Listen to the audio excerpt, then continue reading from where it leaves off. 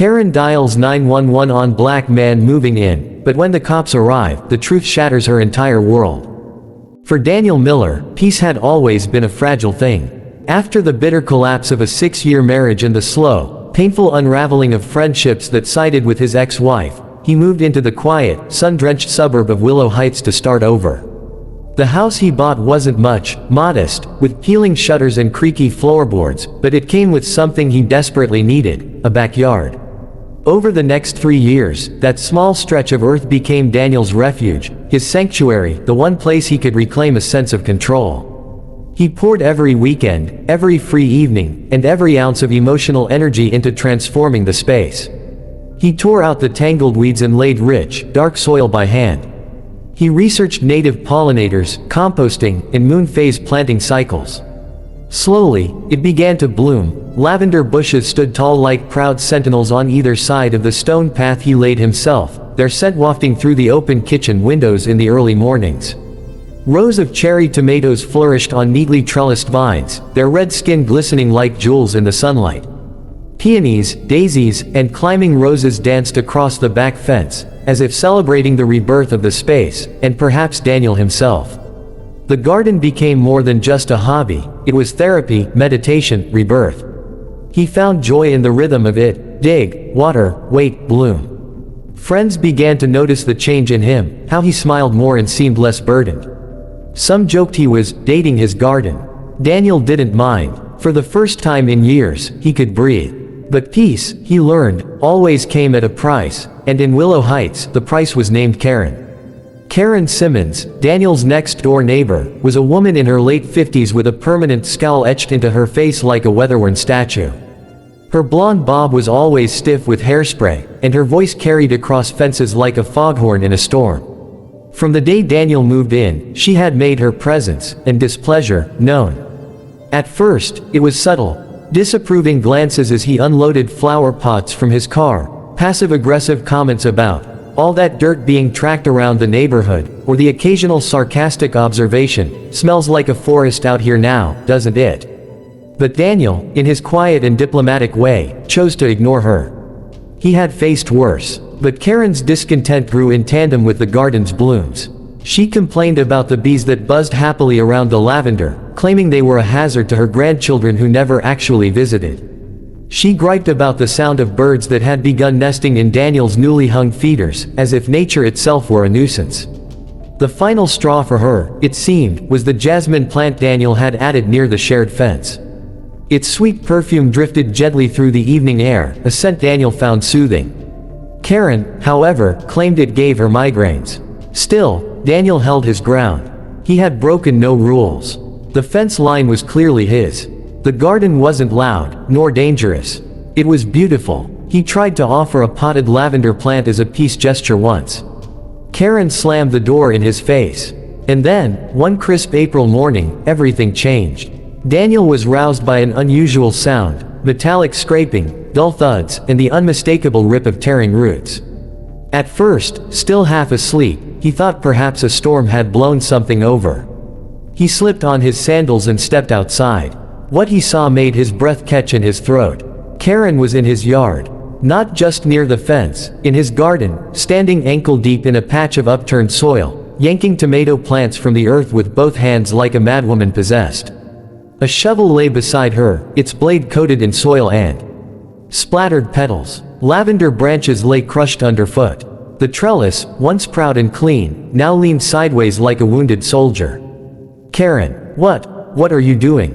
Daniel gasped, his voice trembling with disbelief. Karen didn't even flinch. She turned to him with wide, wild eyes and pointed an accusing finger. "You and this filthy mess are driving me crazy," she shrieked, her voice raw with rage. "I can't take it anymore. The smell, the bugs, the constant noise. It's disgusting. You turned this neighborhood into a jungle." Daniel stared at her, stunned, unable to process the destruction around him. Flowers he had planted from seed, vegetables he had nurtured, all lay in ruin. The jasmine vine was shredded at the root, its white blossoms scattered like snow across the grass. For a moment, he couldn't move, couldn't speak. His sanctuary, the space that had saved him from depression, from heartbreak, from himself, was being torn apart in front of him, and all he could do was watch. The warmth of the rising sun contrasted sharply with the cold rage seething in his gut. Karen, panting and red-faced, stomped back to her yard and slammed the gate behind her as if he had trespassed on her land. Daniel dropped to his knees in the dirt, numb. He picked up a broken lavender stem and let the crushed petals fall through his fingers. His hands shook, but not with sadness anymore, with fury. That day, something shifted in Daniel. The man who once turned the other cheek felt a new resolve rise from the ashes of his broken garden. Karen had destroyed his peace, but he wouldn't let her get away with it. Not this time. The morning after the destruction, Daniel stood on his back porch, arms crossed, eyes scanning the wreckage like a battlefield commander surveying the aftermath of war. His garden, the one he had lovingly crafted, now looked like a storm had torn through it. Torn roots, snapped branches, flattened flower beds. The scent of lavender was no longer calming but haunting. He took photos of everything. Wide shots, close-ups, timestamps. He even filmed a slow video walkthrough with his phone, his voice tight and raw as he narrated the damage. He wasn't sure what he was going to do with the evidence yet, but he knew he needed it. Later that afternoon, Karen was in her yard again, pruning her already bare bushes like nothing had happened. Daniel walked over to the fence, not to yell or curse, but to demand an explanation. "You trespassed. You destroyed my property," he said calmly, though his hands were clenched behind his back. Karen looked up, her expression smug and unrepentant. "I did what had to be done," she said, her tone as if she were discussing taking out the trash. "You were ruining the neighborhood with that overgrown mess. You should thank me." She turned away before he could respond, as if the matter were closed. But it wasn't. Daniel knocked on the doors of two neighbors, Mrs. Lynn on one side, and an elderly couple across the street. Both had seen Karen in his yard. Both were willing to make statements. The next day, Daniel went to the local police station. He explained what had happened, showed them photos, videos, and witness names. The officer on duty, while sympathetic, shook his head and said, "This is a civil issue, sir. You'll need to go to small claims court." Daniel nodded. That was all he needed to hear. That evening, as he sat at his kitchen table filling out paperwork, he felt a strange sense of calm returning, not from the garden, but from the act of standing up for it. For once, he wasn't turning away from conflict. He was confronting it head-on. When he told friends what happened, reactions were mixed. Some laughed, "She ripped out your tomatoes." Others told him to drop it. "It's not worth the fight," they said. But Daniel knew better. This wasn't about plants anymore. It was about boundaries, about respect, about not letting someone bulldoze your peace just because they think they can. He filed the claim, paid the fee, and circled the court date on his calendar. Every day leading up to it, he passed by the garden and told himself, "This is worth it." Not because of the money or the plants, but because it was time Karen realized she couldn't just tear down what others had built. Not without consequence. The day of the court hearing arrived beneath a gray, overcast sky, and Daniel took it as a sign of seriousness. No sunshine, no distractions, just truth. He dressed carefully, in a simple navy button-down and khakis, not to impress, but to show respect.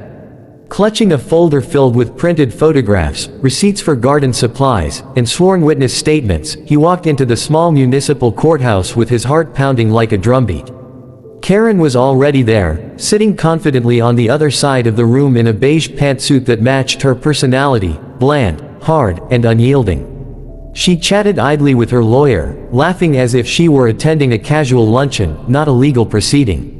The room was modest, no more than 15 rows of benches, a podium, and a judge's bench that seemed far too large for the space. But to Daniel, it might as well have been the Supreme Court. When the clerk called the case, Miller versus Simmons, his palms turned clammy. But as he stood and made his way to the front, something in him shifted. He thought of the first time he saw his lavender bloom, how the garden had helped him breathe again after years of emotional suffocation. That resolve pushed his shoulders back. The judge, a stern but fair woman named Judge Harris, asked each party to state their claims.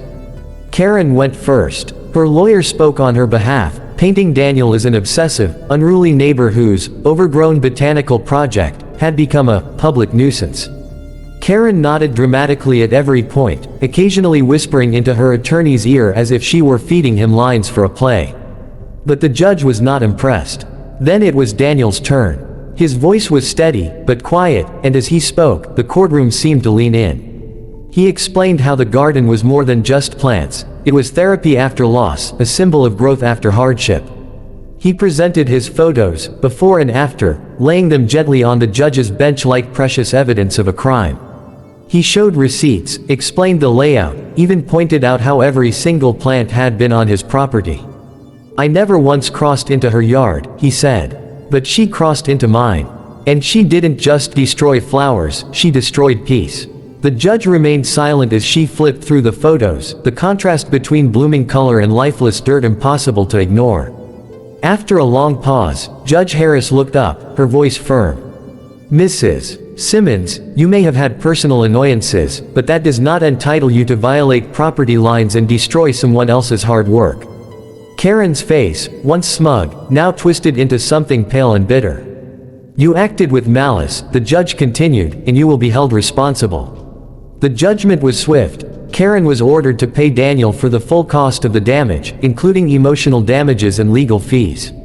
Daniel exhaled for what felt like the first time in months. As he left the courtroom, folder under his arm, he didn't smile in victory, he simply felt whole again. The first morning after the court ruling, Daniel stood in his backyard, the early sun casting long golden rays across the bare patches of soil that had once teemed with life. There was no celebration, no champagne or cheering crowd, just silence, calm and steady, like the first breath after a storm has passed. The judgment hadn't brought back the plants, the time, or the memories lost in Karen's destruction, but it gave him something far more powerful: validation. He wasn't crazy. He wasn't overreacting. His peace had mattered. And now, it was time to rebuild. He spent the next week clearing the debris and leveling the damaged beds. Friends who once told him to let it go now offered to help, showing up with bags of soil, seedlings, and coffee in hand. Mrs. Lynn brought cuttings from her own herb garden. The couple across the street gifted him a new bird bath, saying it was to bring the birds back, and hopefully some joy too. And Daniel, though still tired from the emotional toll, began to feel something unfamiliar stir inside him: hope. He ordered a new jasmine vine, the same type that once filled his evenings with scent and peace. This time, he planted it in a ceramic pot beside his window, as if to remind himself that beauty could always return, even if in a slightly different form. As spring deepened, the lavender returned, the tomatoes sprouted again, and the roses began curling open like shy dancers at the edge of the stage. He moved with more confidence now, digging, pruning, watering with a quiet gratitude he hadn't felt before. Karen, for her part, stayed silent. No apology came. Her windows remained shut. A "for sale" sign appeared in her front yard a few weeks after the court date, and though Daniel felt no joy in her departure, he felt a sense of justice. Some people leave not because they're forced to, but because they can't bear to stay in the shadow of their own wrongdoing. When the house eventually sold and the new neighbors moved in, they arrived with smiles and a toddler who waved at Daniel from across the fence. "We heard you have the best garden on the block," the young mother said with a laugh. Daniel smiled, not proudly, but warmly. "I'm just getting started," he replied. And it was true. The garden was different now. It held scars, yes, but also stories, strength, and roots deeper than before.